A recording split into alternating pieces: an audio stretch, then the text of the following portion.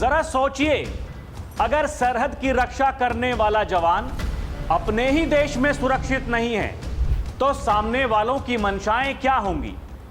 UP के बाराबंकी में जो हुआ वो सिर्फ एक घटना नहीं, ये सीधा वर्दी का अपमान है। लेकिन यह मामला सीएम योगी के उत्तर प्रदेश का है। गलती अगर वर्दी पर हाथ उठाने की है तो जवाब भी उसी स्टाइल में होगा, इलाज भी ऐसा ही होगा जिसके लिए योगी आदित्यनाथ को जाना और पहचाना जाता है।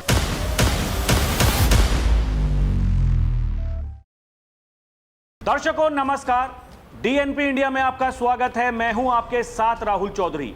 यूपी के बाराबंकी में जो हुआ उसने हर देशभक्त को गुस्से से भर दिया है। जहां समाजवादी पार्टी के विधायक सुरेश यादव उर्फ धर्मराज यादव के एक कार्यक्रम के दौरान विरोध करने पर एक सैनिक विकास दीप की समाजवादी पार्टी के कार्यकर्ताओं ने जमकर पिटाई कर दी। आरोप है कि कार्यक्रम में देश के प्रधानमंत्री के खिलाफ अभद्र टिप्पणी की जा रही थी, जिसका विरोध करना जवान को भारी पड़ गया। बताया जा रहा है कि विधायक सुरेश यादव उर्फ धर्मराज यादव बाराबंकी जिले में समाजवादी पार्टी के कद्दावर नेता हैं। उन्हीं के कार्यक्रम में यह सब हुआ और मामला तब बिगड़ा जब कार्यक्रम के दौरान मंच से देश के प्रधानमंत्री के खिलाफ कथित तौर पर अपमानजनक और अभद्र भाषा का प्रयोग किया जा रहा था। वहां मौजूद भारतीय सेना के जवान विकास दीप ने जब प्रधानमंत्री के पद की गरिमा और देश के सम्मान का हवाला देते हुए इन टिप्पणियों का विरोध किया तो सपा कार्यकर्ता उग्र हो गए। जो लोग वहां मौजूद थे उनके मुताबिक कार्यकर्ताओं ने जवान विकास दीप को घेर लिया और उनके साथ जमकर मारपीट की। इसमें जवान को गंभीर चोटें आई हैं। पीड़ित सैनिक विकास दीप पिछले 18 वर्षों से सेना में हैं और इन दिनों छुट्टी पर अपने गांव आए हुए थे। उन्होंने आरोप लगाया कि उन्हें कार्यक्रम से प्रधानमंत्री के खिलाफ आपत्तिजनक बातें सुनाई दी। उन्होंने विरोध जताने के लिए माइक लिया और जैसे ही कहा कि मोदी ने देश के लिए कितना किया है तुम क्या जानो, इसके बाद उनसे माइक छीन लिया गया। मारपीट शुरू हो गई। सैनिक के अनुसार मारपीट में उनके सिर, हाथ, पैर और शरीर के अन्य हिस्सों में गंभीर चोटें आई हैं। मौके पर मौजूद कुछ पुलिसकर्मियों ने बीच बचाव कर लिया और फिर उन्हें बचाया। उनका इलाज कराया गया है लेकिन चोटें गंभीर हैं। दर्शकों, जबकि कार्यक्रम के आयोजक शेर बहादुर सिंह ने घटना का एक अलग विवरण दिया है। उन्होंने बताया कि इस कार्यक्रम में समाजवादी पार्टी के विधायक सुरेश यादव वो सीसी रोड का उद्घाटन कर रहे थे और अपने कार्यों की जानकारी दे रहे थे। तभी जवान अचानक वहां पहुंचे, माइक छीनकर कार्यक्रम में बाधा डालने की कोशिश की। शेर बहादुर सिंह ने गंभीर मारपीट से भी इंकार किया है और बताया है कि भीड़ के साथ हल्की धक्का मुक्की हुई थी। दर्शकों, ये हल्की धक्का मुक्की, इसका क्या मतलब है? मतलब मारपीट नहीं हुई, धक्का मुक्की हुई। और वो जो तस्वीरें सामने आ रही हैं, वो चोट जो सिर पर लगी हुई दिखाई दे रही है, वो सेना का जवान वो झूठ बोल रहा है। ये सब सवाल हैं और सवाल उसी समाजवादी पार्टी से, उसी समाजवादी पार्टी के मुखिया अखिलेश यादव जी से हैं। दर्शकों, जो बड़ी बड़ी बातें करते हैं, जो कहते हैं कि भारत फेल है, भारत की नीतियां फेल है, विश्व गुरु बनने के लिए चले थे, ये क्या हो गया? सेना ने कितनी जमीन चीनी सेना ने कब्जा ली है। राहुल गांधी के साथ में तुरंत खड़े हो जाते हैं। देश का अपमान, देश की सेना का अपमान करने के लिए ये क्या कुछ करने लगते हैं। इन्हें कोई फर्क नहीं पड़ता। एक बयान नहीं आया समाजवादी पार्टी का अभी तक। दर्शकों, मुखिया जी तो क्या ही बोलेंगे, बचा रहे हैं अपने नेताओं को, अपने कार्यकर्ताओं को बचा रहे हैं। क्या बच पाएंगे? दर्शकों, जो पीड़ित आर्मी का जवान है, इस पूरे मामले की पुलिस में शिकायत दर्ज कराते हुए उन्होंने कार्रवाई की मांग की है। घटना का संज्ञान लेते हुए पुलिस पूरे मामले की जांच कर रही है। स्थानीय थाना प्रभारी धर्मेंद्र कुमार सिंह ने बताया है, इस मामले में जांच के बाद उचित विधिक कार्रवाई की जाएगी। इस घटना को लेकर क्षेत्र में चर्चाएं तेज हैं। दर्शकों, बताया जा रहा है यह पहली बार नहीं है। जब समाजवादी पार्टी का विधायक सुरेश यादव वो चर्चाओं में है। वो अक्सर अपने बयानों, विवादों के कारण बाराबंकी की राजनीति में सुर्खियों में रहते हैं। फिलहाल पुलिस ने शिकायत दर्ज कर मामले की जांच शुरू कर दी है। एक सैनिक के साथ हुई इस बदसलूकी के बाद स्थानीय लोगों और जो पूर्व सैनिक हैं उनमें भारी रोष व्यापक है। दर्शकों, अब सवाल है योगी आदित्यनाथ क्या करेंगे, क्योंकि ठीक ऐसे ही कुछ महीनों पहले एक घटना यूपी के मेरठ से सामने आई थी, जहां प्रशासन की कार्रवाई ने सबकी बुद्धि ठीक कर दी थी। वहां टोल पर काम करने वालों ने सेना के जवान पर हमला किया था। सेना के जवानों को टोल से छूट मिलती है, इसलिए उसने अपना पहचान पत्र दिखाकर जल्दी निकलने का आग्रह किया था। इसी दौरान टोल कर्मचारियों से उसकी बहस हो गई थी और टोल प्लाजा पर सेना के जवान कपिल के साथ टोल कर्मियों ने मारपीट भी की थी। इस घटना का वीडियो सोशल मीडिया पर वायरल हुआ था, जिसके बाद पुलिस ने तुरंत कार्रवाई करते हुए 8 टोल कर्मियों को गिरफ्तार किया था। उस घटना के बाद NHAI ने भी टोल प्लाजा पर कड़ी कार्रवाई की थी। टोल प्लाजा पर 20 लाख रुपए का जुर्माना लगाया गया था और टोल कंपनी का अनुबंध भी समाप्त कर दिया था। साथ ही NHAI ने यह भी साफ कर दिया था कि भविष्य में इस कंपनी को किसी भी टोल प्लाजा पर काम नहीं दिया जाएगा।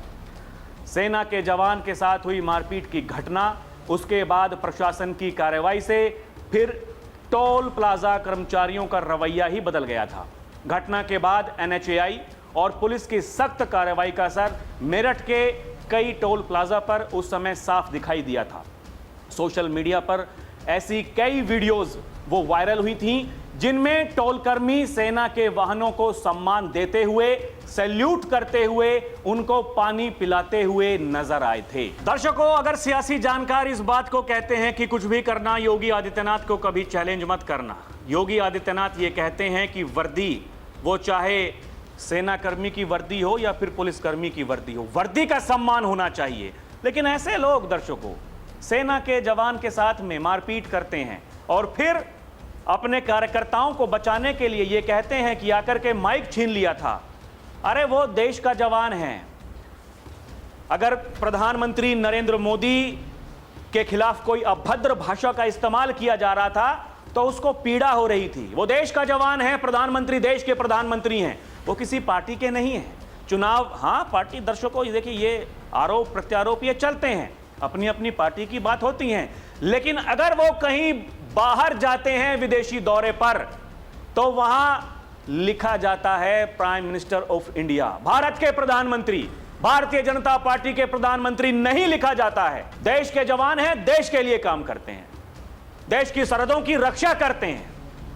ये समाजवादी पार्टी के कार्यकर्ता दर्शकों, इनको क्या हो गया?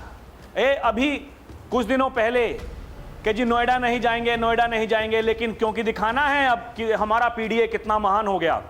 वहां दादरी में कार्यक्रम में कुछ कार्यकर्ता आए हुए थे, पत्रकार उनसे बात कर रहे थे। किस भाषा का इस्तेमाल किया गया वहां? किस भाषा का इस्तेमाल किया गया? कहा कि अखिलेश यादव के बारे में कोई कुछ भी कहेगा उसको ठोक देंगे, वोट भी देंगे, नोट भी देंगे, जो अखिलेश यादव के बारे में कुछ कहेगा उसको ठोक देंगे। ये कैसी भाषा है? कैसी भाषा है? अखिलेश यादव जी पत्रकारों से उनकी जाति पूछते हैं, उनसे कोई भी सवाल पूछता है नाम पूछेंगे, जाति पूछेंगे, संस्था का नाम पूछेंगे। अखिलेश यादव जी आजकल एक कार्यक्रम बना रहे हैं, दर्शकों एक प्रोग्राम वो तैयार कर रहे हैं, BBC की तरह एक संस्था बनाएंगे, सारे के सारे पत्रकारों को मालिक बना देंगे, कोई किसी के नीचे काम नहीं करेगा, सब मालिक। अखिलेश यादव जी जब आप मुख्यमंत्री थे क्यों नहीं सबको बना दिया था? क्या जरूरत थी? क्या करना था, क्या नहीं करना था? अखिलेश यादव जी, उनकी पार्टी के नेता दर्शकों, उनके जो प्रवक्ता हैं, जो उनका कैडर है, वो कैसे काम करता है आप समझिए। ये जो बदला लेने की जो बात कही जाती हैं बड़े बड़े नेताओं के द्वारा, कोई छोटा कहे, छुटभैया नेता नहीं होते गलियों के, वो कहें जाकर के हम भी कार्यकर्ता, मतलब एक वो गमछा पहन लिया गले में और बन गए कार्यकर्ता, वो वाले नहीं, बड़े वाले प्रोफेसर साहब। इतने प्रोफेसर समाजवादी पार्टी में हैं दर्शकों, इतने प्रोफेसर हैं, सब के सब प्रोफेसर हैं। फिर भी ऐसी बात करते हैं कि अतीक अहमद के हत्यारे का उसका बदला लेंगे। किस बात का बदला लोगे? अरे पार्टी के कार्यकर्ता क्या कर रहे हैं? पीडीए किस बात का पीडीए है? क्या है मंशाएं, क्या है? आप कोई सामने वाला व्यक्ति वो कह रहा है कि जिस भाषा का इस्तेमाल आप कर रहे हैं वो ठीक नहीं है, उस पर भी राजनीति। सेना के जवान को पीट देंगे, सेना के जवान को। दर्शकों, यहां पुलिसकर्मियों के बारे में तो ये बोलते ही हैं, हथेली गर्म कर दो, वो कुछ नहीं कहेंगे, फिर वो एनकाउंटर नहीं करेंगे, वो ऑपरेशन लंगड़ा नहीं करेंगे, कुछ नहीं करेंगे, ऑपरेशन खल्लास नहीं करेंगे। अगर आप हथेली गर्म कर दोगे तो ये अखिलेश यादव जी के ये शब्द हैं दर्शकों, मेरे नहीं हैं, अखिलेश यादव जी कहते हैं। अखिलेश यादव जी ये कहते हैं, अगर उनसे कोई सवाल पूछ लेता है कि तुम किस संस्था में काम करते हो, तुम्हारी जाति क्या है, राहुल गांधी हो, अखिलेश यादव हो, ये जाति पूछने का जो सिलसिला, जब इनसे कोई जाति पूछ लेता है, राहुल गांधी से जाति पूछी थी अनुराग ठाकुर ने संसद में खड़े होकर के, और कहा था, उनके शब्द हैं दर्शकों, कि जिसकी खुद की जात का पता नहीं वो दूसरों से जाति पूछता है। तो अखिलेश यादव जी को इतना बुरा लग गया, वहां लोकसभा में खड़े होकर के, आपने जाति कैसे पूछी, आपने जाति कैसे पूछ ली, आप कौन होते हैं जाति पूछने वाले? अरे आप तो दिन रात जाति पूछ रहे हैं, दिन रात जाति पूछ रहे हैं। आप कहते हैं कि चौथा स्तंभ है मीडिया, आप उनसे जाति पूछते हैं। अरे कौन मना करता है किसी को? पढ़े लिखे आगे आए, चाहे वो अगड़ा हो, वो पिछड़ा हो, वो दलित हो, अल्पसंख्यक हो, कोई भी हो, किसको कौन मना करता है दर्शकों? लेकिन अपने कर्म तो आपको ठीक करने पड़ेंगे। यही कहते हैं योगी आदित्यनाथ, ये जो आप सपना लगाए बैठे हैं, जिस मुगालते में हैं, सरकार बनाएंगे, सरकार बनाएंगे। दर्शकों देखिए, यहां एकदम सख्त योगी आदित्यनाथ का संदेश है, उनका आदेश है, जो जिस भाषा में समझेगा उसको उसी भाषा में समझाया जाएगा। मैंने जो ये आपको उदाहरण दिया अभी, मेरठ का जो भूनी टोल प्लाजा है उसका, क्योंकि वहां जो दुस्साहस किया गया था वो कोई छोटी बात नहीं थी। वहां भी राजनीति कर रहे थे कुछ लोग जाकर के, वहां पहले तोड़ फोड़ करवाई और फिर क्या कुछ वहां पर नहीं हुआ था। लेकिन प्रशासन का काम करने का तरीका है, देखिए प्रशासन ने वहां त्वरित कार्रवाई की और ऐसी कार्रवाई की जो मिसाल बन गई और पूरे सूबे में देखने को मिला उसके बाद में, कि जिनके दिमाग में गर्मी आती है और फिर गर्मी को शांत करने के लिए क्या कुछ किया जाता है। लेकिन यहां क्या है दर्शकों, ये मामला अब ऐसा हो चला है, मतलब मोदी का, योगी का विरोध करते करते आप देश का विरोध करने लगे हैं। आपको कोई मतलब नहीं। अरे आपको अगर बातें उनकी पसंद नहीं आ रही थी तो आपको चुप रहना था, खामोश कह देना था, भैया चले जाओ, यहां आपका कोई मतलब नहीं। आप समझिए दर्शकों, देश के लिए जो लोग जीते हैं, देश के लिए जो लोग मरने को तैयार रहते हैं, उनके साथ अगर ऐसा कुछ किया जाएगा तो फिर ये बर्दाश्त नहीं किया जाएगा। चाहे वो कोई भी हो, वो कोई भी हो, भले ही वो समाजवादी पार्टी नहीं, वो भारतीय जनता पार्टी के भी नेता होंगे दर्शकों, हम उस दिन भी खड़े होकर के यहां वीडियो बनाएंगे उसके ऊपर। सेना का अपमान बर्दाश्त नहीं। ये बात समझने वाली बात है दर्शकों, कि सामने वाला व्यक्ति, उसके दिमाग में क्या चल रहा है। आपके विरोधी हैं प्रधानमंत्री, आपके विरोधी हैं योगी आदित्यनाथ, तो फिर ये समझने वाली तो बात है। विरोधी हैं अगर तो विरोध कीजिए, लेकिन ये तरीका, ये क्या तरीका, ये ठीक है? अगर ये धमकी आप लोग देते हैं कि हमारी सरकार बनेगी तो पुलिस वालों का तबादला हम पहले नहीं करेंगे, कुछ महीनों के लिए उनको वहीं पर रखा जाएगा जहां पर वो तैनात हैं, जहां पर उनकी पोस्टिंग है, पहले बदला लेंगे, उसके बाद में उनका तबादला किया जाएगा। ये शब्द हैं समाजवादी पार्टी के नेताओं के दर्शकों। संभल के कप्तान हैं बिश्नोई साहब, उनकी शादी थी अभी, उन्होंने सबको आमंत्रित किया, निमंत्रण दिया, तो अखिलेश यादव जी ने अपनी पार्टी के नेताओं से कहा कि कोई नहीं जाएगा। वो बीजेपी के कप्तान हैं, वो बीजेपी के अधिकारी हैं, उनके इशारों पर काम कर रहे हैं।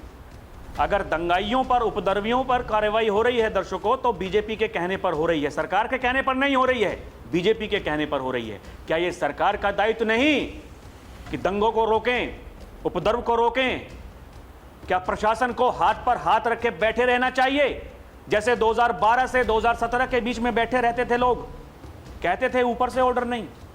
दर्शकों, मुजफ्फरनगर यहां से कुछ ही किलोमीटर की दूरी पर है।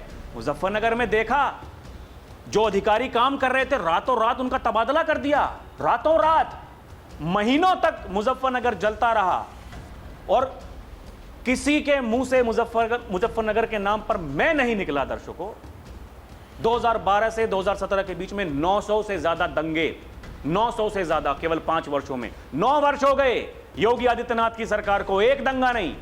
ये सब कैसे हो रहा है? वो इच्छा शक्ति जो है, वर्दी का सम्मान, आप समझिए योगी आदित्यनाथ क्यों कहते हैं वर्दी का सम्मान होना चाहिए। इसलिए कहते हैं, योगी आदित्यनाथ ये बताते हैं, जब हमारी सरकार बनी, हम सत्ता में आए, हमने कहा सबसे पहले कि हम इतने 1000 पुलिसकर्मियों की भर्ती करेंगे, तो हमारे जो अधिकारी हैं उनके हाथ पांव फूल गए। कैसे होगा महाराज जी, हमारे पास तो इतने ट्रेनिंग सेंटर नहीं, उनकी ट्रेनिंग कहां करवाएंगे।